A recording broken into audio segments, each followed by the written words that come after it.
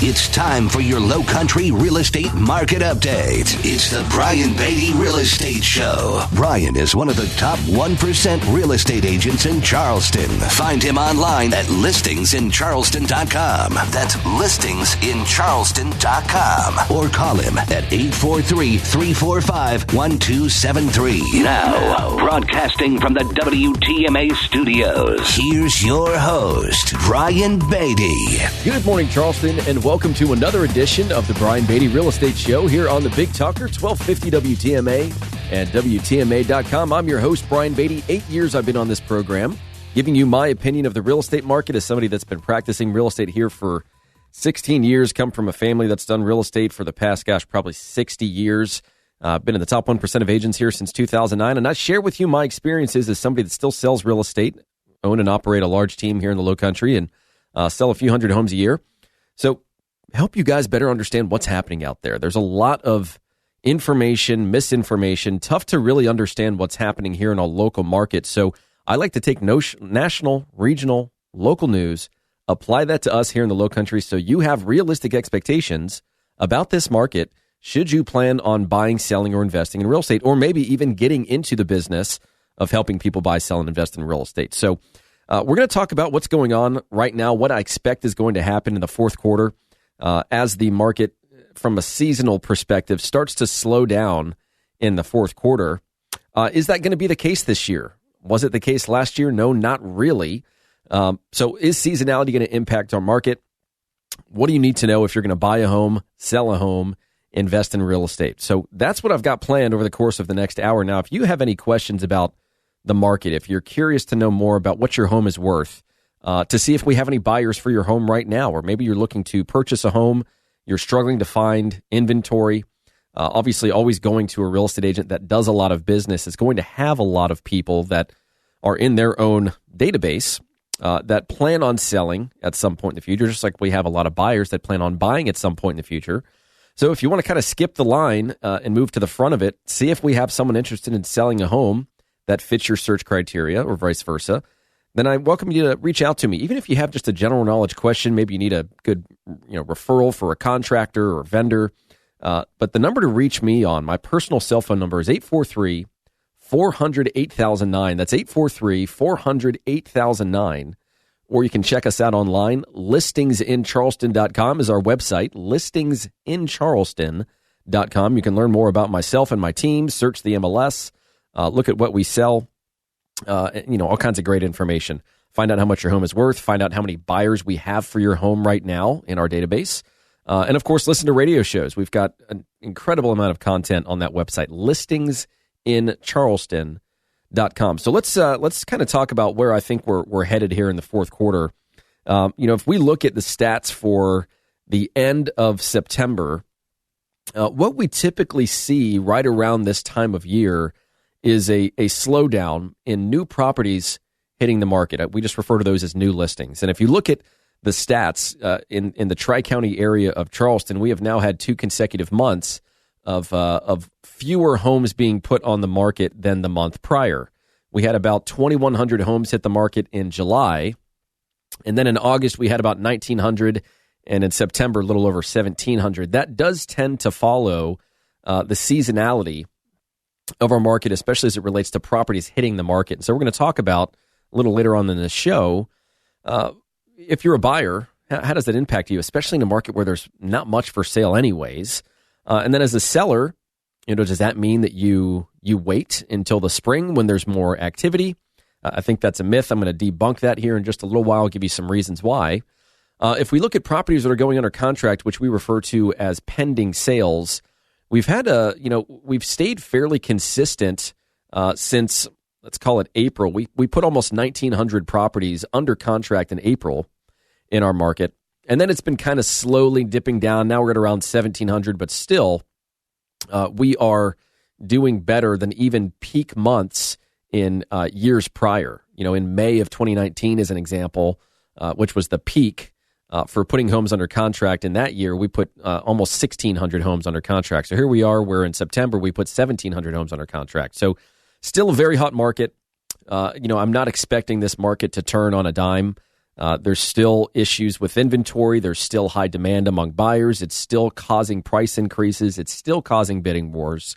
And if you look at the number of homes that are actually selling or closing, those numbers kind of tend to track with seasonality in the market as well. We peaked out in June. We put a little over 2,000 closings on the books in June, and we've been kind of steadily going down. Now in September, we were under 1,500. And just as a reference point, we put 1,733 closings in September last year, and then prior to that, in September of 2019, it was 1,100. So we still have this big just backlog of buyers. The great reshuffling of society. That we've got people that can work from home. A lot of people have the freedom to do that. They're choosing to move to locations that they actually want to live, as opposed to having to live there to commute to work. And obviously with Charleston being what it is, and all of the positive press that we've received for, gosh, who knows how many years now about being just a fantastic place to live or retire. We have people coming here not just for that, but it's a favorable state for taxation for businesses. A bunch of reasons why people are moving to Charleston. And then, of course, we look at things like inventory, actual number of homes available for sale in relation to how many homes we're putting under contract. We call that month supply of inventory. And at least in the resale market, if I exclude new construction, we're still under a month supply of inventory. So in other words, if nothing else hit the market, we'd be sold out of inventory in a month. That's not necessarily what that means, but it's a pretty good frame of reference. Whereas if you look at this time last year, we had 4 months supply of inventory, and we've been kind of harboring around that 4 month supply of inventory for a few years prior to that. But obviously in the beginning of really March of last year was when things started to really go down. We had 3.5 months supply of inventory March of 2020, which we all remember is when we got the stay-at-home orders based on COVID. And then things really just plummeted from there, and we kind of hit the bottom in spring of this year, and we've stayed there.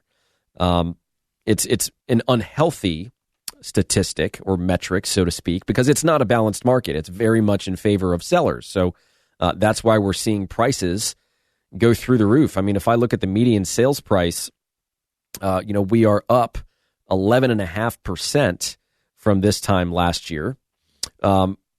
This time, September of last year, just as a frame of reference, our median sales price in the Charleston Tri-County area was $299. Now we're at $333,500. So median sales price is going up. If I look at the average, it's a little lower, 5.5%. But if I look at price per square foot, which is an interesting way of kind of looking at things, the increase is 15% compared to this time last year. So properties are taking just a number of days to sell. The median days on market is 4 days.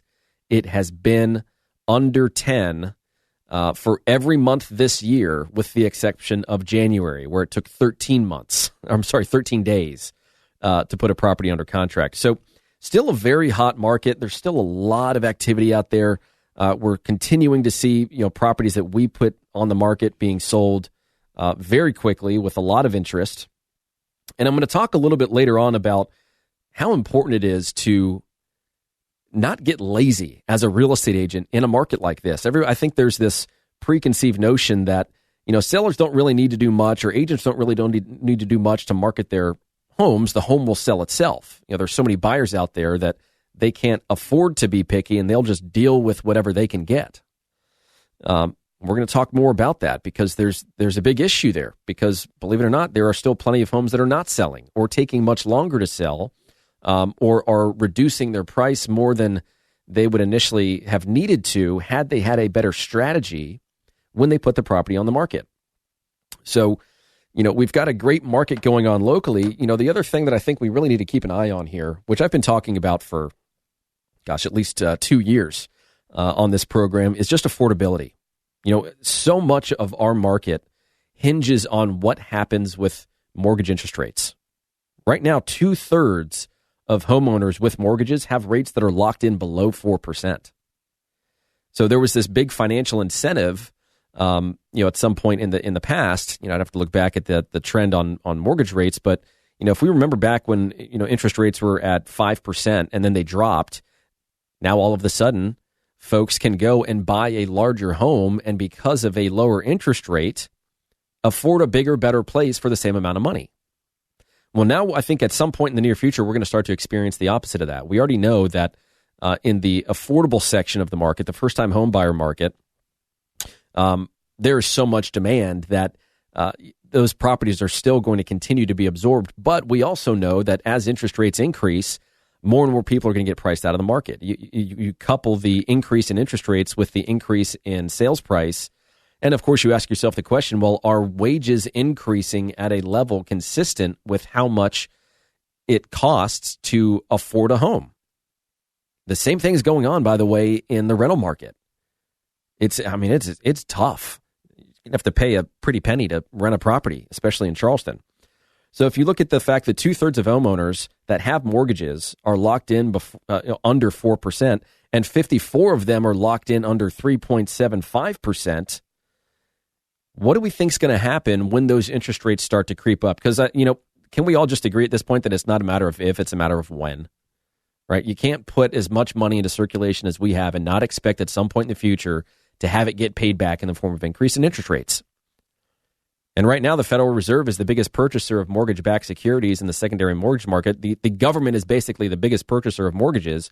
When they start to taper that off and true capitalism comes back to play, those rates are going to go up. A 1% increase in interest rates is the equivalent of almost a 15% increase in monthly payment. So you couple that with the fact that we're at double-digit appreciation numbers. In some markets, my goodness, it's 20+%. So you can see how these people are going to start getting priced out of the market. It's also going to disincentivize some people to make that move. It's also going to push people out of those move-up markets, those luxury markets. The luxury markets are usually the markets that get hit first because it becomes less financially attractive to them.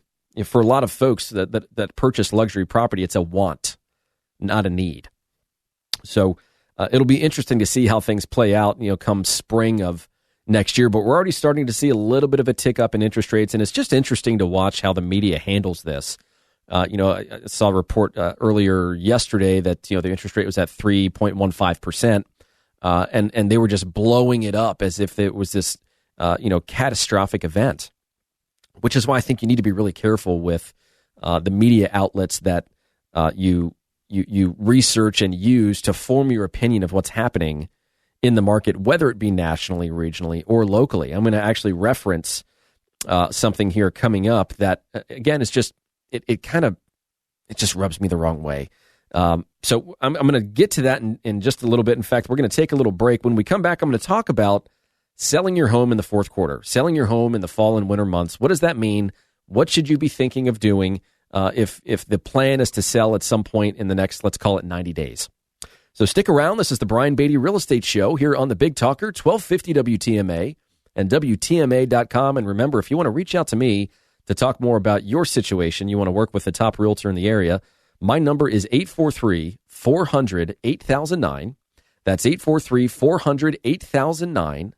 Or check me out online, listingsincharleston.com. That's listingsincharleston.com. Stick around. We'll be right back.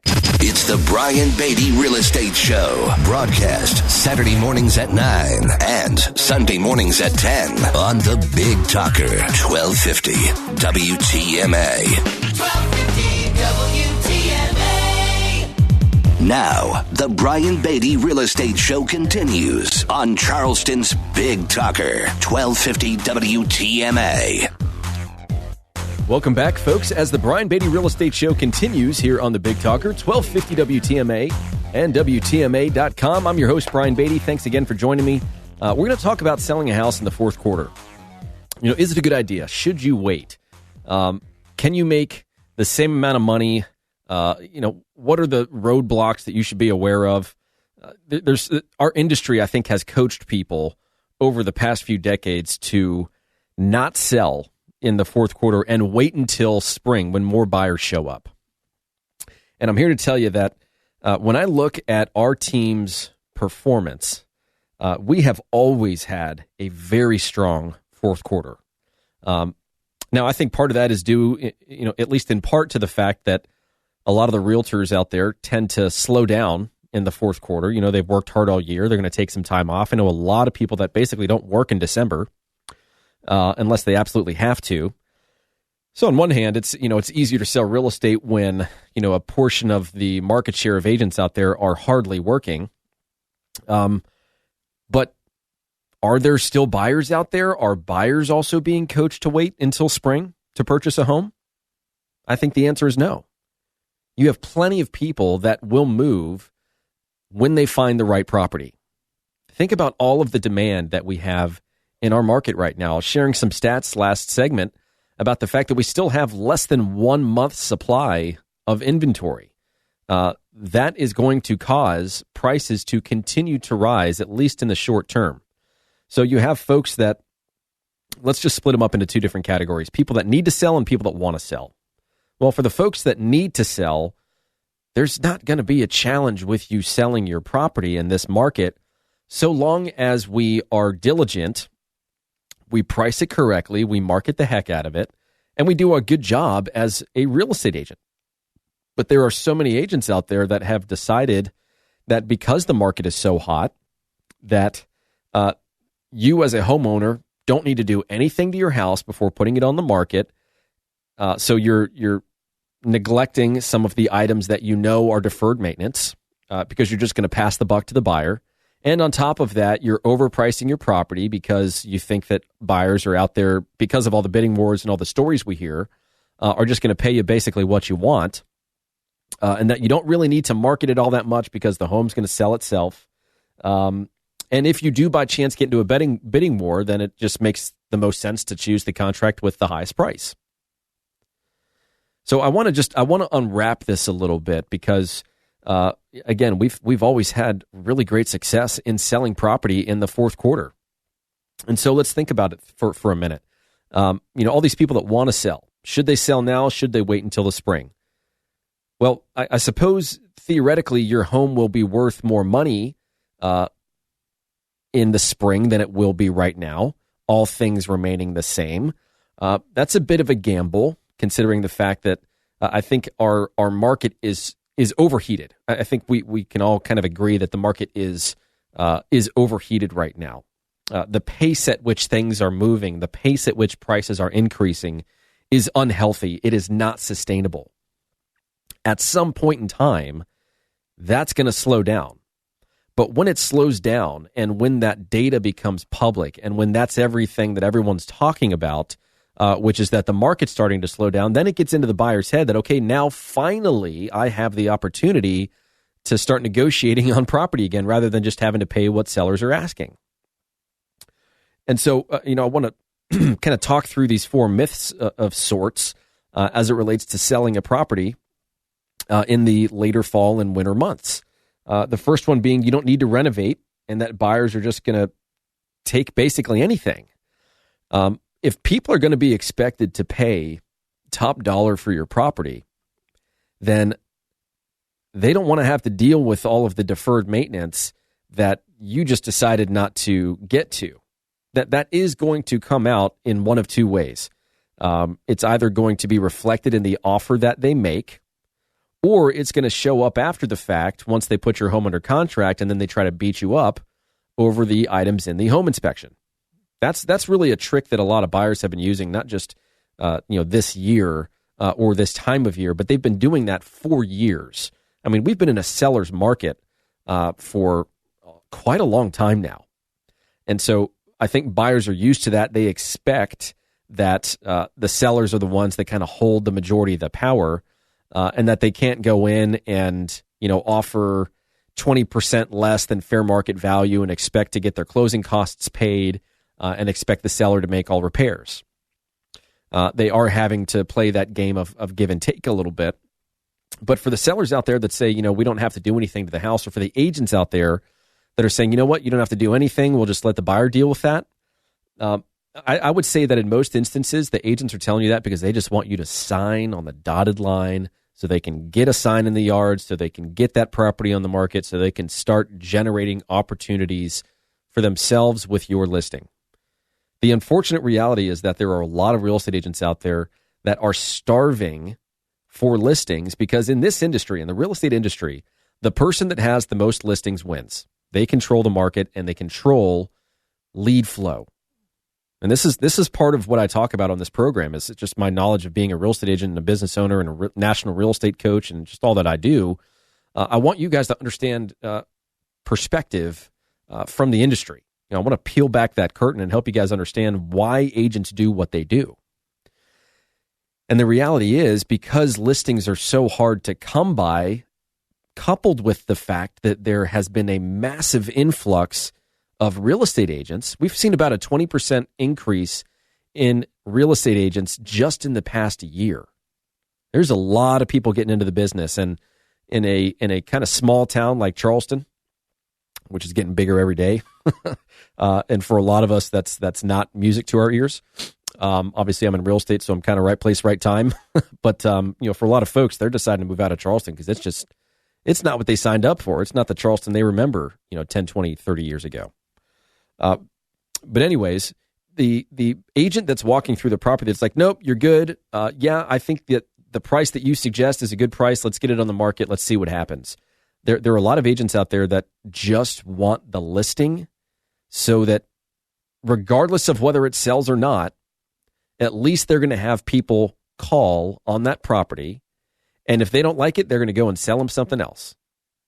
They are using your listing as a tool to get more business.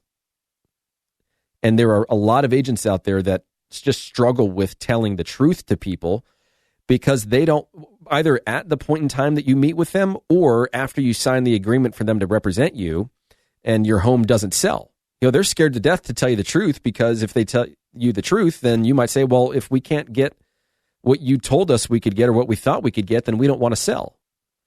And they don't want to shoot themselves in the foot and remove a lead source for themselves. So it's really important that you understand that, which is also, you need to make sure that when you're talking to a real estate agent and they give you a number, when they provide you with their opinion of value, that opinion is supported by fact. When I sit down and I go through someone's house and, we kind of go through the process, we talk about selling it, we talk about marketing, condition, expectations, customer service, and pricing. When we get to that pricing conversation, I show them exactly what I see. I show them the real-time data. I don't show up to their house with a report, some preconceived notion of what the home is worth. I want to make sure that I'm walking through the property, that I'm really taking my time to better understand the condition, to better understand what some buyers are going to bring up in the course of negotiations. I'm going to look at individual sales, and I'm going to compare your home to those sales, and I'm going to make adjustments, financial adjustments, based on what your home has or does not have in comparison to those sales. It's what an appraiser does, but agents love to just grab a collection of homes in the neighborhood, provide you with a summary report, and say, yeah, the average price per square foot's, $200 or whatever it is. So it's, we should be priced somewhere around there. And as long as we're in the ballpark, we're good. That's a really good way for you to not sell your home for the most money possible, because it's a lazy approach to valuation. But when we walk through a home and we determine that, there are some things that should be done because they're going to come up either in the inspection or in the form of negative feedback from buyers. And the longer we let those issues remain, the longer our property will stay on the market, and the more a buyer will think to themselves, well, in a market like this, when things are selling almost immediately, why has this one been on the market for 6 weeks or 3 months? That gives them the license then to start to try and cut you down on your price. And quite honestly, for good reason. If your home hasn't sold, you consistently get negative feedback, you choose not to do anything about it, well, guess what? You're overpriced, or you need to do something about that condition. Just because we're in a hot market doesn't mean people are being stupid with their money. They're being kind of stupid sometimes with their money based on how much they're paying. And as a seller, that's really where you want to get the buyer. But you don't create fear of loss, or you don't create urgency by selling something that needs work for more money than what other homes that were in better condition with more upgrades are selling for. The other issue that I have is staging. Staging is it's a funny thing, because if you look at and this is, I was mentioning this last segment, how there's just a lot of misinformation out there. There's an article on Realtor.com, and this is what it says, and I'm just going to read this. If your real estate agent has suggested staging, it's because evidence shows staging real estate is usually well worth the effort. On average, staged homes sell 88% faster and for 20% more than non-staged homes, which is nothing to sneeze at. So you mean to tell me that if I live in a home that's $500,000 and I say, you know what, we're going to get rid of our stuff, we're going to put some nicer furniture in here, we're going to stage it up really nicely, that magically that home is now worth $600,000? Does that make sense? No, it doesn't. And by the way, staging is about $500 a room. So on average, you're looking at about $2,000-ish per month on staging. A lot of companies have a 3-month staging contract. So you're out thousands and thousands of dollars. Our workaround to that is virtual staging. If you have a vacant home, if you've moved out, or if you have rooms that don't have furniture, or if the furniture in those rooms is just, not what you want it to be, technology is amazing. You just send in the photo to some of these companies. They remove the old furniture, they put in new furniture, and it looks like a beautifully staged home for like $50. It's awesome. We did this big poll online. It had a lot of traction on it, where we had 4 photos, and they were all very nice homes, very nicely staged. And we asked people to choose which of the 4 they thought was virtually staged. And so we had some people like A and C, none of them, blah, blah, blah. Well, the answer, it was a trick question, obviously, because the answer was all of them. They were all virtually staged. And when we announced that, people were like, that's incredible. I had no idea. But the technology out there is fascinating, what they can do with regard to virtual staging. And the great news is, we pay for that, not you. So if you have a home that's vacant, or if you have a home you're just not in love with the decor in some areas, we'll have a professional decorator and designer walk through and tell you what to do, what not to do, what you should do, what you should not do. We'll pay for that initial consultation. And then if you need staging, then we'll just virtually stage at our cost. So if that's something you want to learn more about, and I've got a few more things I want to talk about with regard to selling property in the fourth quarter that I want to get to here, but we're going to take a quick break. But if you want more information on things like this, how we approach this process with the idea in mind of getting you the most money possible for your house and selling it in a less stressful environment. I never say stress-free because it's a myth. There is no such thing as a stress-free sale. We're talking about a big purchase or a big sale, a lot of moving parts, memories, emotions, all of it. It's going to get a little stressful. It's our job to manage that stress through fantastic customer service and through results. So if that's something I can help you with, feel free to call me, 843-400-8009. That's my personal number, 843-400-8009. Or you can just contact us online, listingsincharleston.com. That's listingsincharleston.com. Or you can send an email to brian@brianbeattyteam.com. Stick around. We'll be right back. Visit Brian Beatty's website at listingsincharleston.com.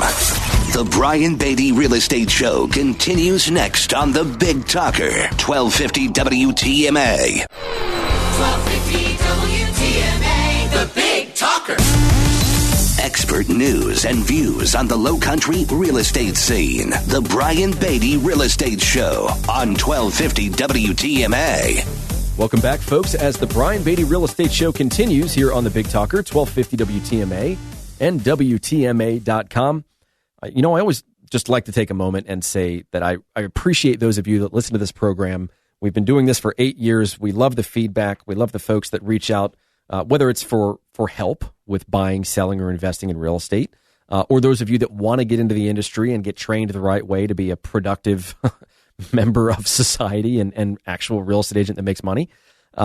or those of you that just have general knowledge questions that just need some help in some way, shape, or form related to real estate. We're here for you. We'd love to answer those questions and just be helpful, even if it's just providing you with data. So if I can help you in any way, please feel free to reach out to me. My number, which you can call or text, is 843-400-8009, 843-400-8009, or listingsincharleston.com is our website, listingsincharleston.com, or always just send me an email, brian@brianbeattyteam.com. So I want to talk a little bit more about selling a property in the fourth quarter. Then we're going to get to buying a property in the fourth quarter. What should you know? What should you be aware of? What sort of tactics should you be employing? So on and so forth. So I want to get back to a few of these myths with regard to selling real estate in this type of market where the market just is very heavily favored on the seller side of the transaction. And one of those myths is that you just don't need to market your property very strong because the home's going to sell itself. As soon as it goes in the MLS, here's what I want you to understand with regard to marketing. Almost all of what real estate agents do to market your property for sale is reactive in nature. And what I mean by that is as soon as your property gets entered into the MLS has syndication agreements with all different kinds of websites. So as soon as your property goes into the MLS, it goes on every single real estate agent's website. It goes on every single real estate brokerage's website. It goes on Zillow, Trulia, Realtor.com, Homes.com, Redfin, you name it, it gets broadcasted everywhere. For most agents, that's it. That's all they feel they need to do because now it's in the ether, it's out there, and wherever somebody's looking is where that home will appear. Well, that's all well and good, but they are now relying on all of those other websites to generate traffic and to generate buyer interest and to hope that your home is in the right place at the right time for a buyer looking for something like your home. In other words, there is no proactive measure being taken on that agent's behalf to find buyers for your house. It's not like they're creating interest in your property and then driving them to Zillow. They go to Zillow anyways. There's nothing they've done to create that interest. So the question is, two questions. Number one, what can real estate agents do to find actual buyers for the properties they represent? Do they even have the capacity to do that? And then secondly, is that necessary?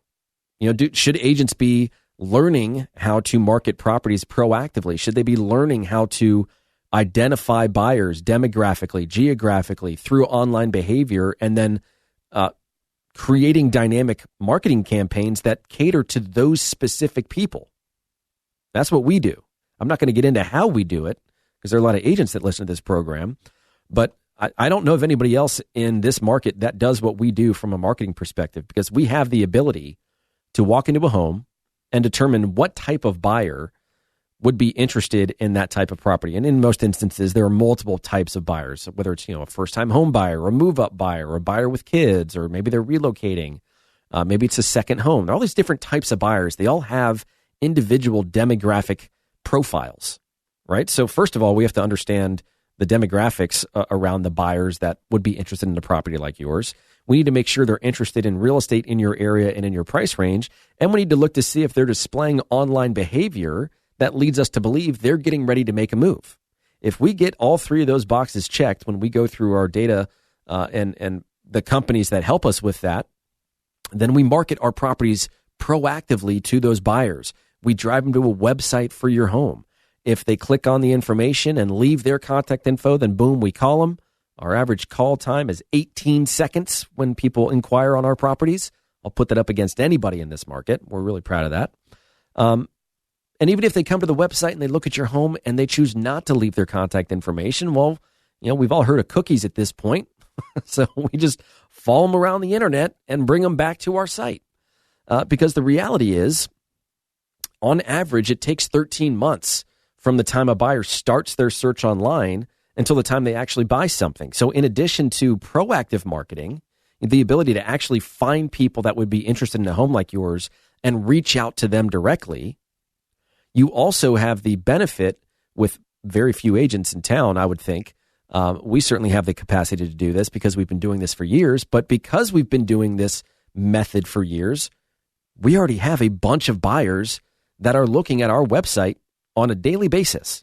which is why when you go to our website, listingsincharleston.com, and you click on the sell tab, one of the features is for us to show you how many buyers we have in our database for your home.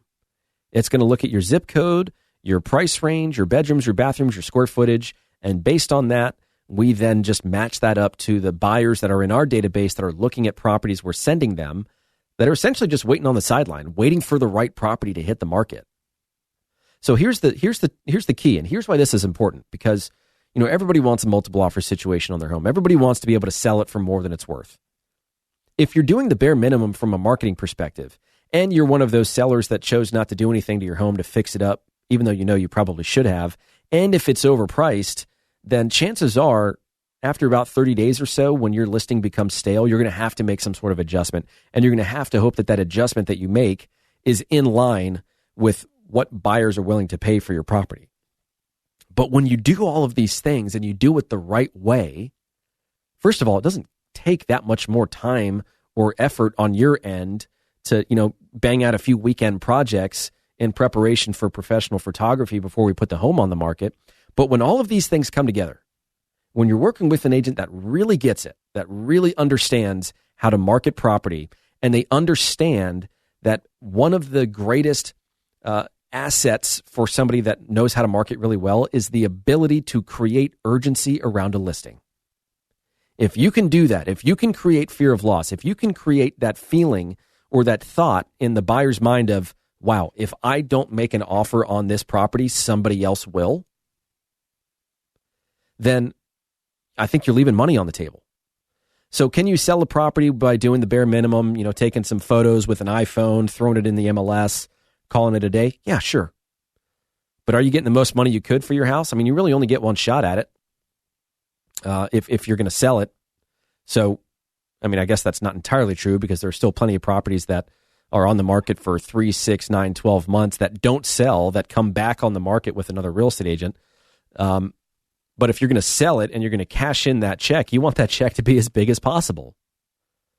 So make sure that when you're talking with a real estate agent that, you're asking them the question of, how are you going to find buyers for my house?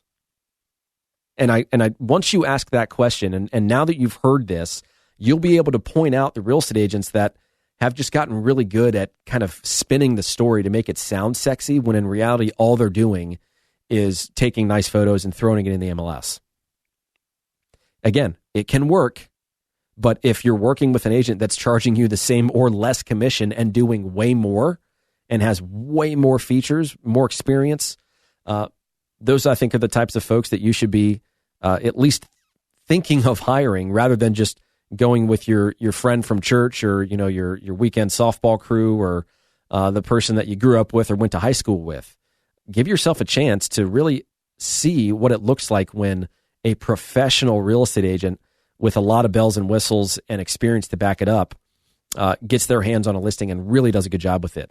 If they can paint that picture, and it just, it's so much more than what your friend might be doing. Some people, let's just put it this way, some people are better at just being friends than they are at being your real estate agent. And I know that there are a lot of folks that work with people that they know, like, and trust. Sometimes that gets taken advantage of, and sometimes at the end of a few months, not only do you not have a home that's still on the market, but you don't have a friend anymore. Obviously with me, you don't owe me anything. But anyways, I wanted to make that point really clear, because there are a lot of people out there that are choosing the bare minimum and choosing basically not to do anything to their property and choosing to price it higher than they know they should. And those are the people that kind of get left behind. Those are the people that other agents or other properties use as leverage to sell their home before yours. So if you'd like more information on that, if you want to learn more about what we actually do to market properties for sale, how many buyers we might have for your home right now, or just what your home is worth to prepare for the event of selling at some point in the near future, then give me a call, 843-400-8009. That's 843-400-8009. Check us out online, listingsincharleston.com. Send me an email, brian@brianbeattyteam.com. And stick around for the last few minutes of the Brian Beatty Real Estate Show on the Big Talker, 1250 WTMA and WTMA.com. Hear the Brian Beatty Real Estate Show every Saturday morning at 9 and each Sunday morning at 10 on 1250 WTMA and WTMA.com. 1250 WTMA. Now, here's more of the Brian Beatty Real Estate Show on the Big Talker, 1250 WTMA. Welcome back, folks, to the last few minutes of the Brian Beatty Real Estate Show here on the Big Talker, 1250 WTMA and WTMA.com. I want to talk for my last few minutes about buying a house in the fourth quarter. Now, we all know that, especially over the past several years, it's been a seller's market, not just in Charleston, but nationally. Prices are going up at record rates. Interest rates are starting to creep up a little bit, and so here we are. We're dealing with this issue of affordability. And it seems like there's not much light at the end of the tunnel for buyers right now, if I'm being honest, or at least if I'm relaying the feelings that buyers have when we work with them to help them purchase property. And I'm here to tell you that fourth quarter, these last few months of the year really do represent some interesting opportunity for buyers. Let's think about it from the seller perspective for a moment. Think about all the folks that, all they hear are the success stories that other people have. Or the success stories that real estate agents have. I can't think of another industry where people are so boisterous about their level of success than real estate agents. The whole, this home sold in 2 hours for $80,000 more than asking price with a big bicep emoji next to it. I mean, the bragging that goes on in this industry is through the roof. It bugs the you-know-what out of me. But think about the seller that's had their home on the market for a few months. They're watching homes come on the market, get under contract, sell, and here they are. They're still sitting there. So one of two things is going to happen. I guess one of three things. Number one, if somebody lists their home this time of year, usually that means there is a need to sell. They are serious about selling. This is not necessarily the time where a lot of people kind of dip their toe in the water and see if they can get an astronomical price for their house. That still is out there, but those listings reduce this time of year. Now you've got the people that are left, the people that are still on the market. Well, here over the next few weeks, certainly by November-ish, right around Thanksgiving, you're either going to see properties come off the market or stay on the market. If they've been on the market since, some have been on the market since the beginning of the year. Some this time last year is when they got started. They're kind of sitting around wondering, why in the world has my home not sold? What's the deal? What you're looking for as a buyer are those sellers that maybe they're working with one of those real estate agents that kind of took the lazy route, that said, hey, you don't have to do anything to your house. Don't worry about it. The market's going to absorb your property and you're going to sell for more money than you ever thought possible. And they're coming to find that that's just not true. So just like there are buyers out there that get fatigued, that maybe lose out on a few properties. They were in a bidding war and they just didn't bid enough. They just didn't get selected as the buyer that the sellers chose to work with. Obviously what sellers want from a buyer is for the buyer to say, you know what, here, just put this number on it. How about that? That's gotta win, right? They want the buyer to get emotional over the process. Well, this time of year, if a home has been on the market for an extended period of time, then you want the seller to get emotional about the process. They're probably done with it. They are done with people walking through their house and saying the same thing over and over again, like it, thinking about it, and then no offer ever shows up.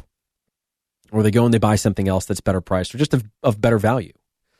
So this time of year, I would really be looking at the properties that have been sitting on the market for a while. Look at the properties that have either reduced their price significantly or that have not reduced their price at all. If they haven't touched their price in 90 days or so, they're still on the market, unless it's a specialty property, then chances are the property is just overpriced. Or if you dig a little further, you find out that those sellers just have some unrealistic terms that they want those buyers to agree to in return for them selling their property.